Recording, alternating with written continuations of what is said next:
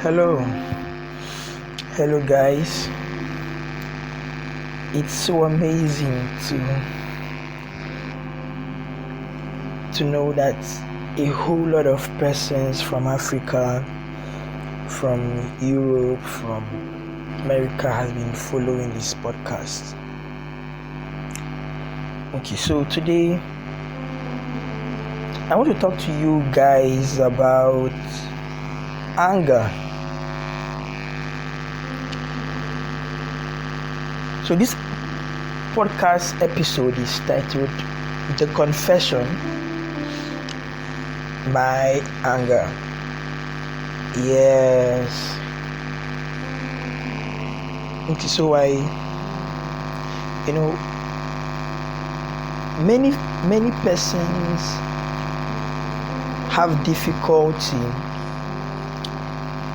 finding out why they really can't manage their anger, why they really can't control their anger.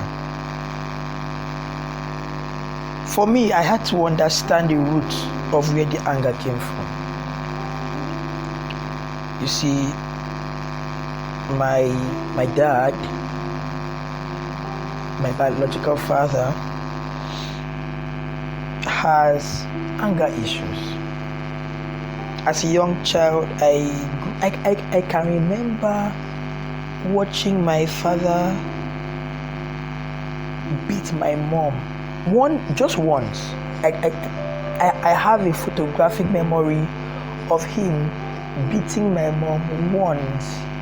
Now, when I mean a photographic memory, I wasn't there I didn't see how he was beating her, but I was in the parlor. He came home. They had a quarrel. They had a disagreement. Then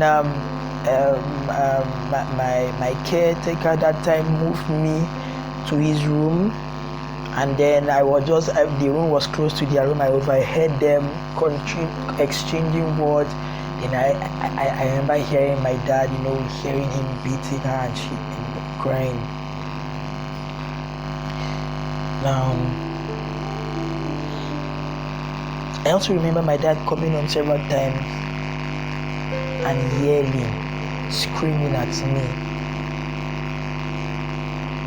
for little things that I've done.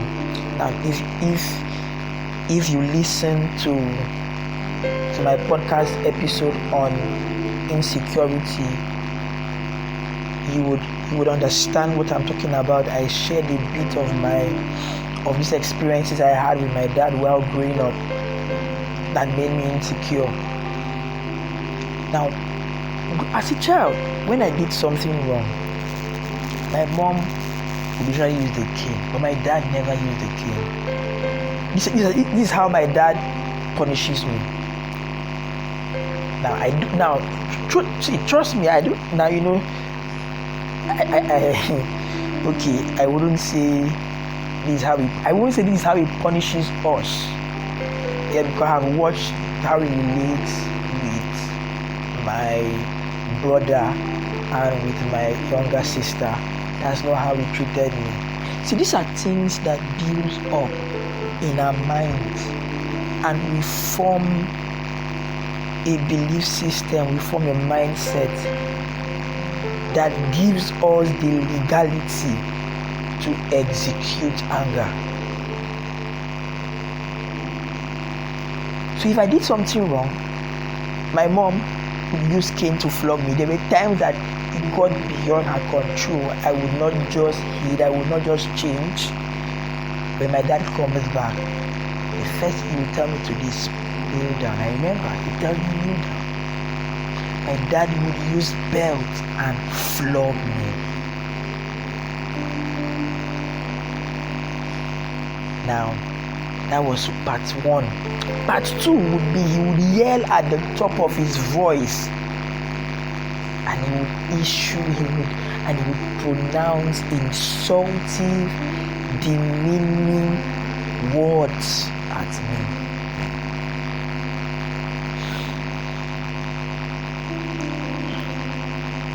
Now, there were times where I would usually follow him to work also, to the site. My dad is an engineer. The times where I would usually follow him to the side and I would watch the way he's unleashing, he's responding, he's shouting, he's yelling at his workers, his staff, his supervisors. All these things that I saw gave me the legal right to express anger. I never knew that the anger was building up. Number one, the anger was already in my gene. Number two, I grew up watching, seeing, and hearing the expression of anger in my family. Number three, the experiences I had gave me the right to express this anger. So you can guess, whenever I am angry, I don't like what's going on, there were times I would talk back at my mom when I became much older. There were several times that I would beat up my younger brother. Literally beat him up. Why? Because he did something that got me angry, and I would yell to the top. I would yell at the top of my voice, and there were times he would want to prove stubborn, and I was like, I am your elder brother, I would beat him up. Sometimes we would fight.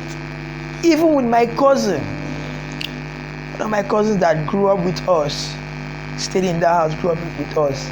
I remember on several locations we have fought. She's a female, my female cousin. I remember several locations we have fought. She's older than me. You see, that's what the anger did. It got to the point of I would yell back at her. She would be like, I am your senior. I'm me? For where? Then we would exchange, blows, we would fight, we would struggle. I would hit her, she would hit me. At the end of the day, I'm the one that will get punished. I remember on my 5th birthday, at the age of 5, my 5th birthday, I got a birthday gift, a bicycle. I had a little birthday celebration. I got a bicycle gift. I remember one of my friends there who attended the birthday, so innocent. He went to sit down to ride the bicycle. And I came out. I wore suit on my birthday. I came out and he was riding my bicycle. I was angry. Like, why will you ride my bicycle? It is my bicycle. Again, selfishness. Selfishness also gave me the upper hand, to be angry, because I felt like it is me, you shouldn't do this to me. Those times when my brother is talking to me, I'm like, I am your senior, you shouldn't talk to me. Who are you to talk to me? I need to talk back. I am telling you to do this now and you're not doing it. Same thing with my cousin. Selfishness, thinking about myself. So, I felt, it is me. I became overprotective about myself, so you couldn't do that to me, And we fought on. So back to the story about my birthday. So seeing the young boy riding on my bicycle, I am riding my bicycle. You did not tell me. Why didn't you take permission from me? No, you should. I ran and God.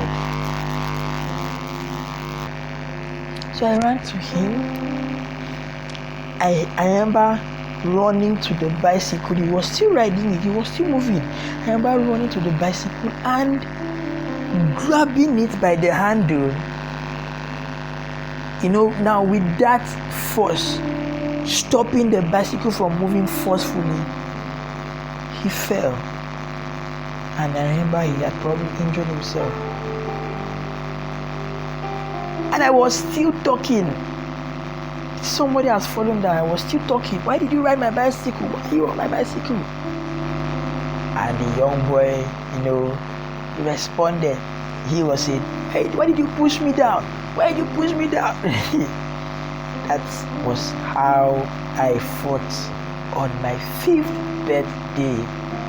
I would never forget it. We fought, and then my auntie came out. People were like, hey, Anna is fighting. Oh, he came out, and then they separated us.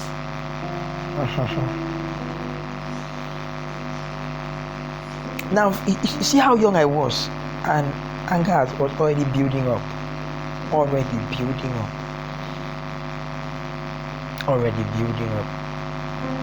Even in my secondary school days, I remember fighting. I fought with a couple of my classmates. Why? Because they did something and I challenged them back out of anger. You can't do that to me.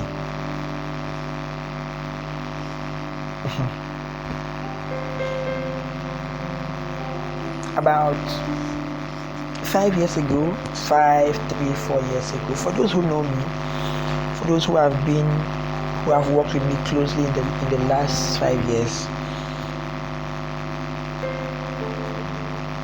they've seen me react out of anger. Cloud 9. Now when I mean cloud 9, I mean to the peak, where I am yelling at the top of my voice, raining insulting words. 3 years ago, there was something that happened between I and a couple of people who were working together in a team. And it was 3 years ago that I started doing my best to work on my anger. So I thought that to a point I had worked on it, but that day I just let it loose. And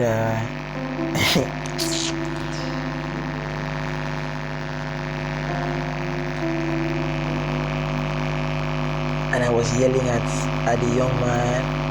He didn't keep quiet. He was also yelling back at me, even coming close to me. Here I am. I'm telling him I will slap you. When you get to that angry point, you are already threatening the person. I will slap you. I will hit you. Like you're no longer insulting the person anymore.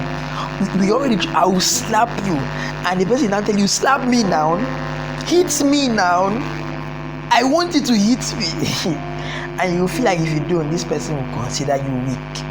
This person will consider you that you can't do anything. So you need to write all you're thinking of it. I need to do something so this person will respect me in a way. This person will keep quiet. This person will not talk back at me. This person will fear me. So I remember hitting him. I gave him a slap. Everyone was shocked when I did that. Everyone was surprised when I did that.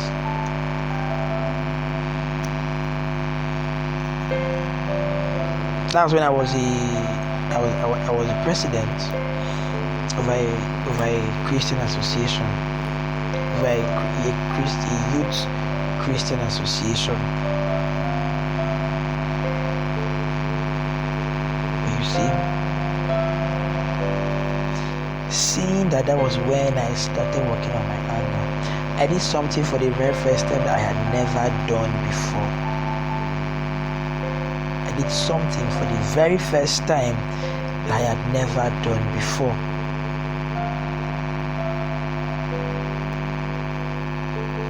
While we were there, See, usually I would do this and I would just walk out, I would just storm out. Boom, I would get out, and that's all.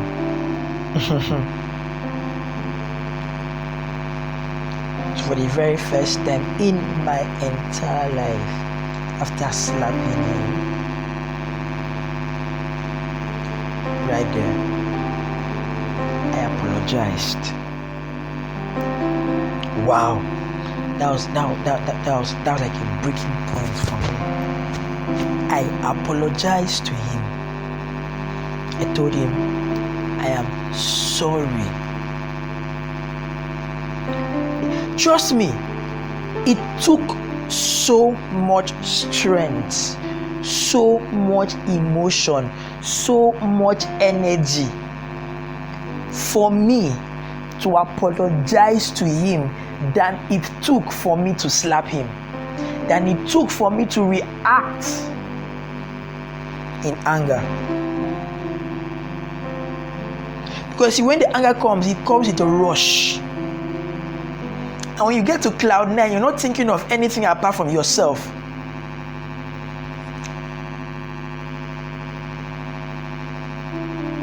But it was a progress. Trust me, it was a progress. After that day, I made up my mind that if I ever get to any point in my life that I can't control the way I react to my anger, I must apologize. Whether I am now, see what happened. What happened was that there was something that happened, and he was at fault. That was why I was really talking to him. The way I was even talking, I wasn't even angry at okay, I was angry. But I wasn't even so much angry. What tipped me off was when he actually talked back at me. So that thing in me, that selfishness. Now, TikTok, man, why will you be angry? Why will you talk back at me? Who are you? So I made up my mind that if I ever get to the point where I react, immediately I must respond. It is not something that I will go back home and think about it and think about who is wrong or right. If I ever react immediately that same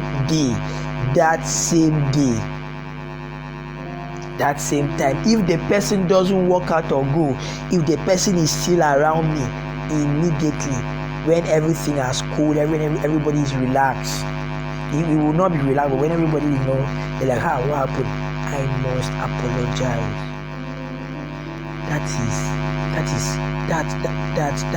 That's a breaking point.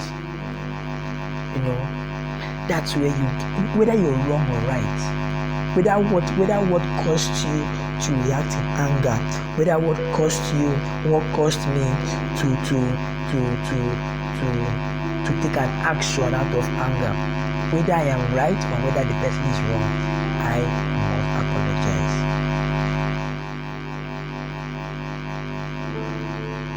Same thing with you also.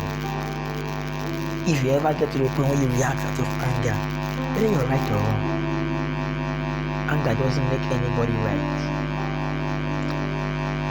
Reacting out of anger doesn't even make your actions right. See, these are the things that I saw, and I looked at myself, and I wondered, if I don't work on my anger now, I will grow up being a wife hater. I'm not a fan of guys that hit their girlfriends. I'm not a fan of husbands that beat up their wife. No, that is totally wrong. A man should never lay his hand on a lady, no matter what she has done. No matter what she has done, a man should never lay his hand on a lady. If you have the strength to lay your hand on that lady, you should also have the strength to apologize immediately.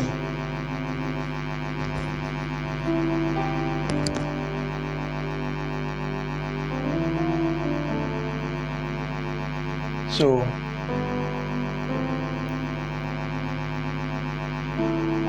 I'll just share a couple of things that has really helped me. Okay, now I guess people will want to hear this right now. You will definitely want to hear this. Last year I worked in a new company. I got a job to work in a new company, and since last year to this year, there is always one thing that my boss and my staff have been saying about me. They say Mr. Anna doesn't get angry. Wow. The first time I heard it, I didn't understand what they were talking about. Because to me, I get angry. When someone does something I don't like, I'll definitely, get offended. But I won't talk back. I won't talk out. I won't even say anything. I've learned to keep quiet. I've learned to be silent. And then analyze it. Okay, this person, now I'll start sharing what will help you. These are the mental conditioning that I've given myself. Before I talk back, before I respond, before I react out of anger, I would think, how am I feeling about what this person did, and what did this person just do? Anger is an emotion, and what I'm sharing with us is emotional intelligence. Yes, how we can actually identify and control our anger. So I would identify, how am I feeling right now? I'm feeling angry. What did the person do? This is what the person did. Now, why exactly am I angry? I am angry because I feel like the person disrespected me, or I am angry because I feel like the person doesn't regard me. Those feelings are personal. Those things are always personal. It is never about the person. It is always about us. So let me say this. When you're trying to work on your anger, don't take things personal. Don't take things personal. Don't take things personal. Try not to be selfish about it. It's not about you. Now, what you're feeling is about you, but most times it is not about you. Now, after you've thought about that, the second thing now this is why I say this is not about you. Second thing that you need to understand, that you are relating with someone else. It is someone else that got you angry. So, which means, just as you are thinking about what just happened, that same person is also thinking about what happened. In fact, there is something that the person had probably gone through before the person met you. People do transfer of aggression. And when the person transferred the aggression, it doesn't necessarily mean that you are the person that got the person offended or got the person upset. There is someone else that made the person upset before the person met you. So the person probably did not have that opportunity to react. So when you came in, you look like, the right person for the person to lash out on. So these are the things that I think about. And I tell myself, okay, this person probably has a reason to do this, probably has a reason to say this. I may not know what the reason is. I may not. But the person in his or her view may even be justified for saying or for doing that. And at that moment, you see, while I'm thinking of all of these things, trust me, there is a war within me. There is a war within me. But while that war is going on, you see, Cloud9 anger in me got to the point that I could literally feel heat inside my heart. And if I don't react, maybe they insult you. So that war that is going on within me, I would win the battle internally. Anger is an internal battle that can only be won by you. Yes, I would win the battle internally.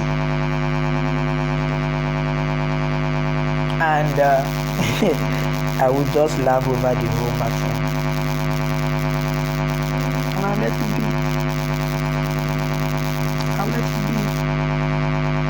Now, I would bring it up, but I won't bring it up, I won't bring it up that moment, because bringing it up that moment,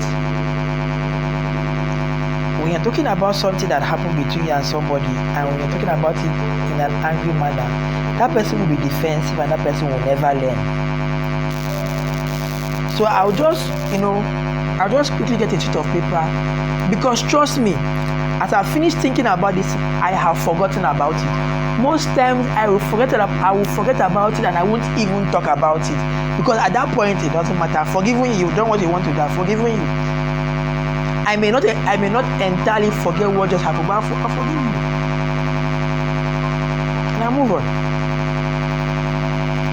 So most times I would just get a book or a paper, and I'll just write down, especially in the office, I'll just write down what the person just did, so that later on, because you see, what that anger is doing to you at that moment, emotions has built up, so he wants you to talk back. But at that moment, you're just once I'm done, I'll just write it down, and later on, now I'll talk about it later on when I'm not even angry anymore, when I'm no longer feeling angry anymore.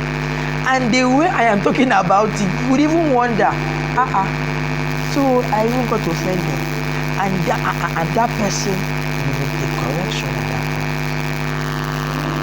because I'm talking about it, and I'm even laughing. Now this is what happens many times. Whenever I talk about something that someone did to me that got me angry, I would be laughing about it, and the person would be like, and you're laughing about it? I'm like, yes, there's no issue.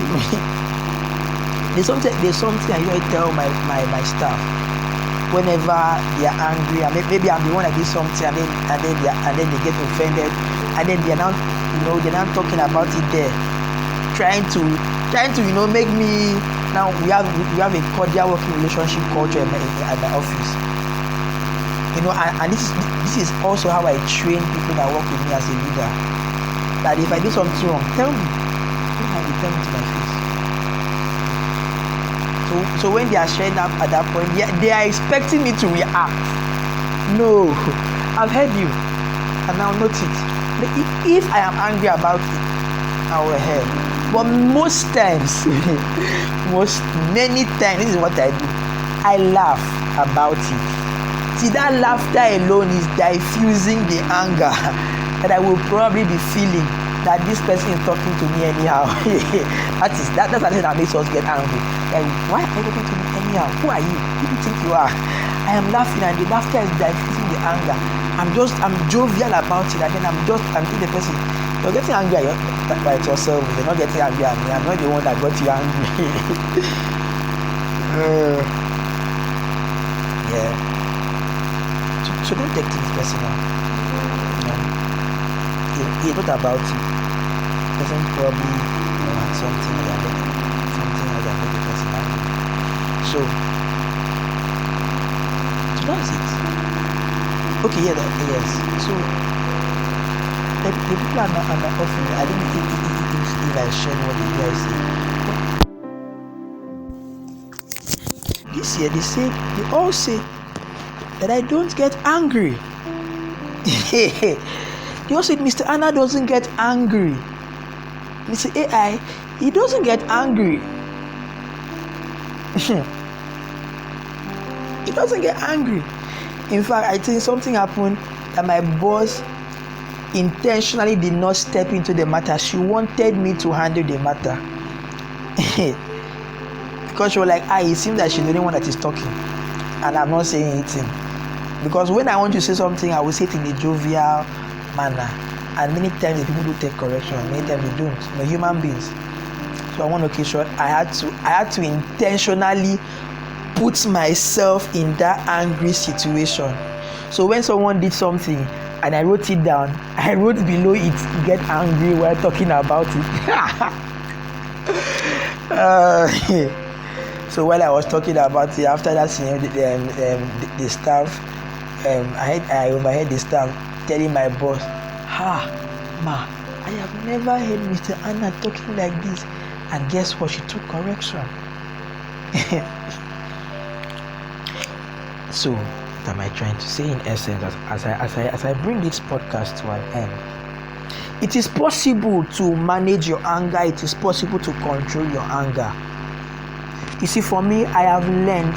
Now they are saying I don't get angry.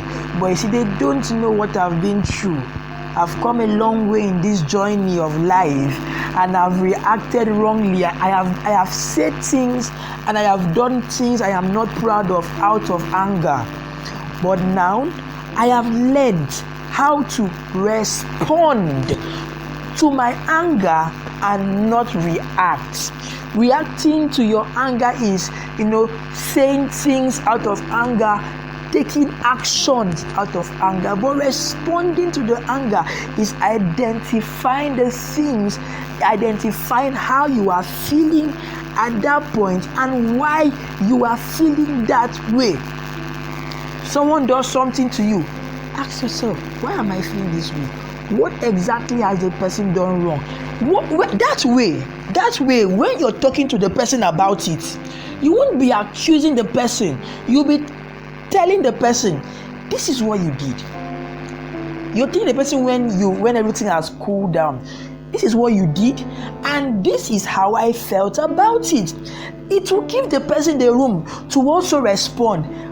In my own opinion, this is what you did and this is how I felt about it. And you guys can come to a common ground and iron things out and settle things. Yesterday, I saw a post from two of my friends who are getting married, and they said that in their relationship, while they were in a relationship, they didn't quarrel. They never had issues. They had issues only once, and when they went to see their counselor, he asked them if they ever. He asked them the last time they quarreled. They said no, and the counselor told them, okay, don't worry, you people should go back and get angry. Come back in the next 3 months. And you see, and when the guy was talking, he said that the only thing that up to now that they've not agreed on is where the church of the wedding will hold. I've always thought about it, and I've always told people. I'm not supposed to be talking about love now, but you see, I feel strongly that it's love. When we get to understand love and we walk in love with people, it will be easy to love them and not to be angry with them. Because you see, it is love that will make you consider the other person, what the other person is thinking. It is emotional intelligence, see, that will make you understand that you're feeling this way, but life is not about you only. So don't take things personal, don't be selfish. The other person might probably be going through stuff that you are unaware of, to make you consider that person.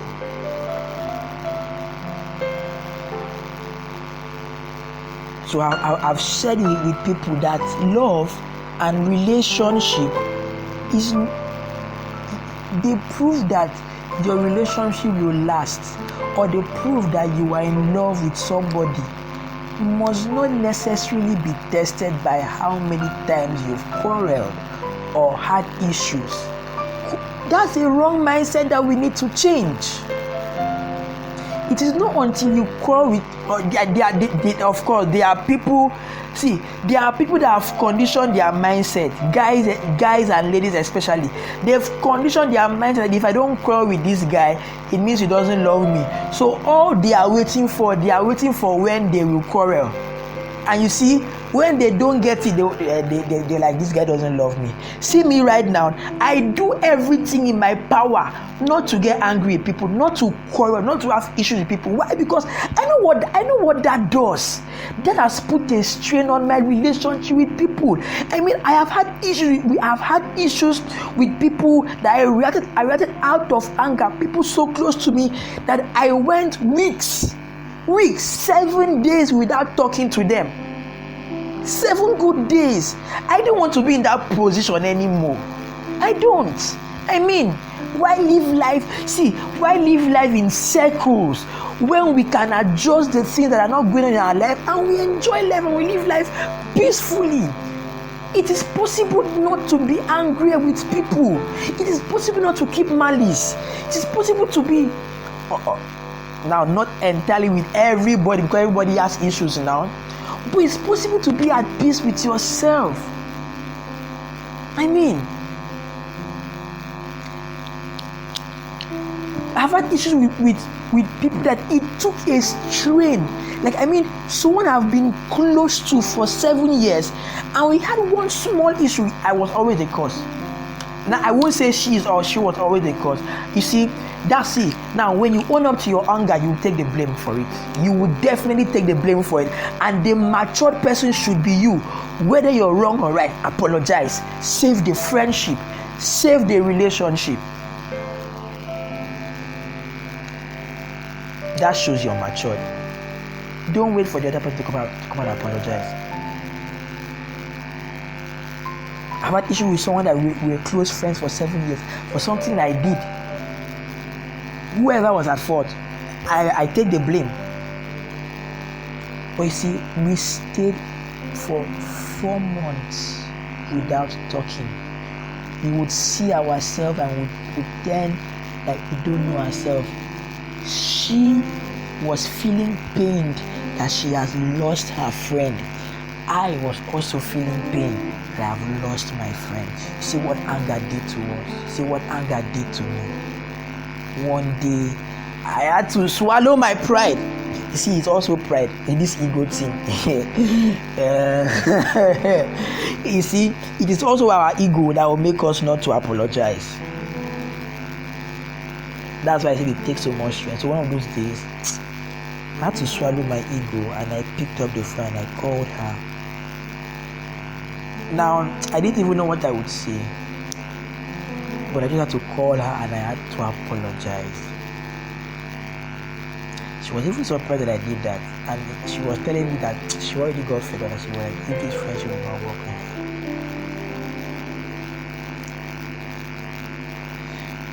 So guys, let's not allow anger rob us. Try your best not to get angry. It is possible. Do not be angry. Now, when I mean do not be angry, I'm not talking about what you're feeling. I'm not talking about that angry feeling inside. No, it's a feeling. People will offend you. But you see, do not react to your anger. Do not say words. Do not take actions that you will regret out of anger. Rather, respond to your anger. It is possible to control your anger. It is possible not to say angry words. It is possible not to react out of anger. Anger management is possible. It is possible. See, this is self-control. It is possible to control the way you feel, the way you respond, the way you talk, the way you react when you're angry. So thank you very much for listening to this podcast episode on my confession. Please feel free to reach out to me via email. My email address is anaiyan01@gmail.com. I will spell ANAIYANG01@gmail.com. Reach out to me on Facebook, send me a DM on Facebook and Instagram. I really appreciate the guys that have been sending me and emails. A couple of you sent me an email reaching out, sharing your own story when we've been talking, and I'm glad that you reached out. I'm glad that you found me as someone that you can be accountable to. See, that's the whole essence why I started this podcast, so that as I'm sharing my story, you can also share yours to me. In case you don't have anybody to talk to, there are issues, there are things deep down that you want to talk to someone about, and you don't feel like you can trust anyone. I'm here sharing my story, so that I've been in your shoes, and you can trust me. So reach out, send me an email, send me a DM on Instagram or on Facebook. My Instagram handle and my Facebook handle is also Anainyang, ANAINYANG. I look forward to hearing from as many of you that will reach out. Let us grow up to be future fathers that will not hit our wives. Let us become men that people will look at it and say, you're different from every man I know. Why? Because you find it difficult to be angry. Yes.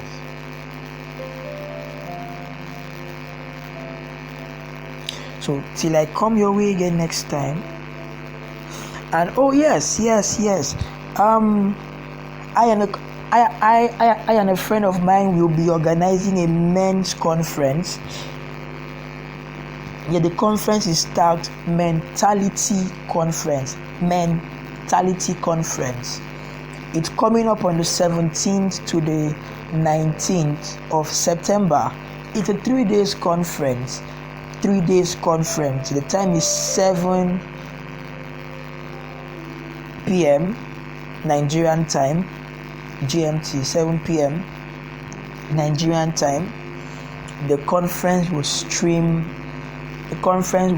on Zoom, on YouTube, on Mixler, on Telegram voice chat, so you can join in for anyone.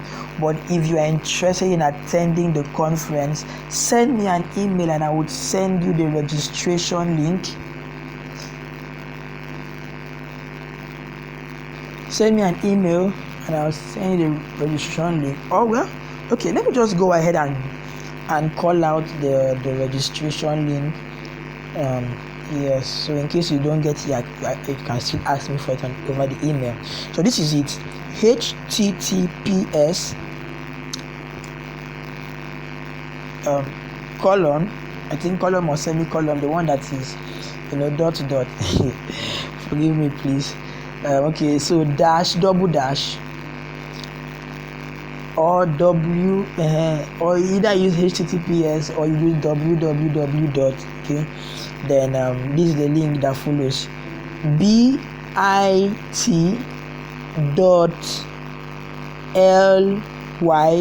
all in small letter, /3, that's number 3, small letter Z, 1, number 1, small letter C, small letter U, capital letter N, capital letter K. www.bit.ly/3 small letter Z, 1 small letter C, small letter U, capital letter N, capital letter K. All right, till I come your way next week again. I send my best regards to all of you, and I believe and I trust that this podcast has really, really helped you. Thank you very much.